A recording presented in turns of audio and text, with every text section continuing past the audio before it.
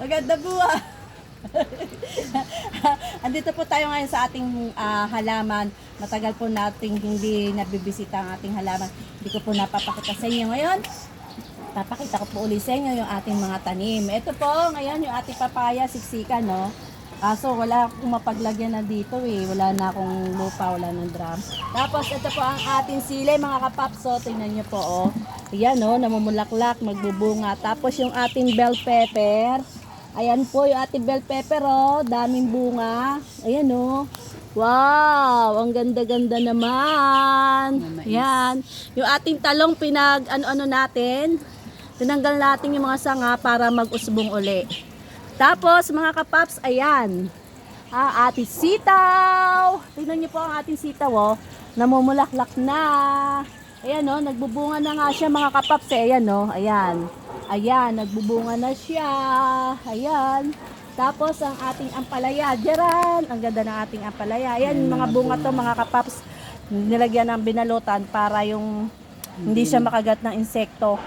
Yan, yan ating mga ampalaya mga kapaps. Tapos ang ating sitaw, ito pa yung ating sitaw mga kapaps, oh. Ang haba. Ayan, nagbubunga, oh. Ayan, ang daming bunga na mga kapaps, oh. Maliliit pa lang siya. Ayan, oh. Ayan, ang ating mga sitaw. Ayan, oh. Wow, ang daming mga kapaps, no. Ayan, maliliit pa lang siya mga kapaps, eh. Ito pa, oh. Ayan. Ayun, oh, ganda. Ang daming bulaklak. Ayun, sa bandang taas. Yan, yung ating sitaw. Tapos po, eto, ang ating upo.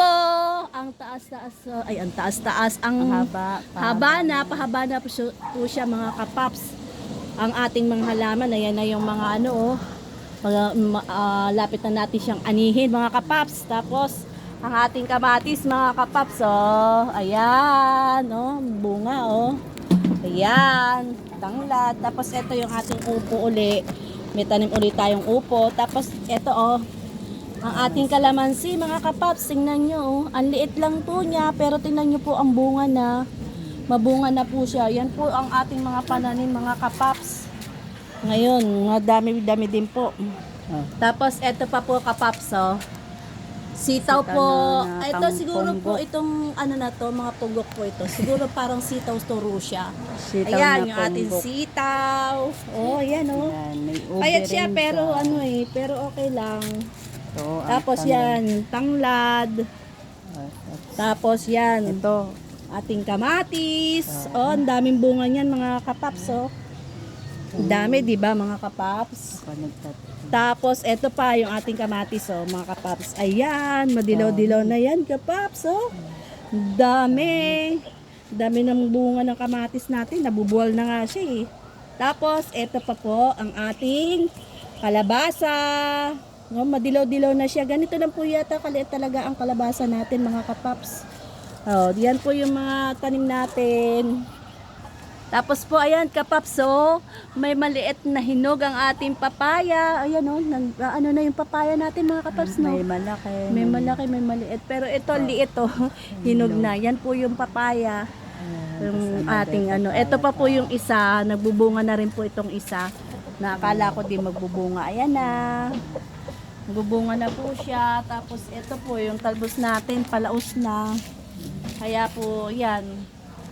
Po, may tapos, santol. ito pa, kalabasa. Ayan, santol ng kapitbahay, oh. Tingnan niyo po, oh, mainog na. Yan. Yan, kapaps, yung ating... Tapos, kapaps, ito pa po yung ating okra. Ang taba-taba ng ating okra, mga kapaps, oh. Yan, yung mga paninim natin, mga kapaps. Ayan pa, yung ating pechay. Naanin na natin, wala na siya. Ito ba yung kapaps yung sinasabi sa yung pansit-pansitan? Yan, gamot po pala to. Itong pansit-pansitan na to. Dati inaano ko to eh. Ngayon di ko natatanggalin kasi gamot pala siya. Yan.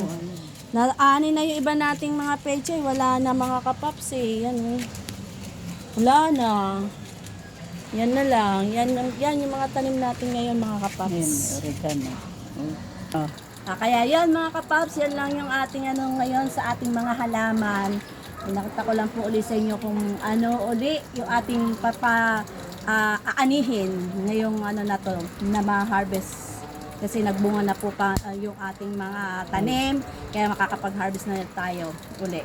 Kaya po kung nagustuhan niyo po itong aming video, please like nyo po, tapos mag-comment po kayo, tapos mag-subscribe kayo, panoorin nyo po. Please, sige na po. Kaya po, sige po, magandang buhay po sa lahat. God bless to everyone. Love you po. Pindutin. God bless.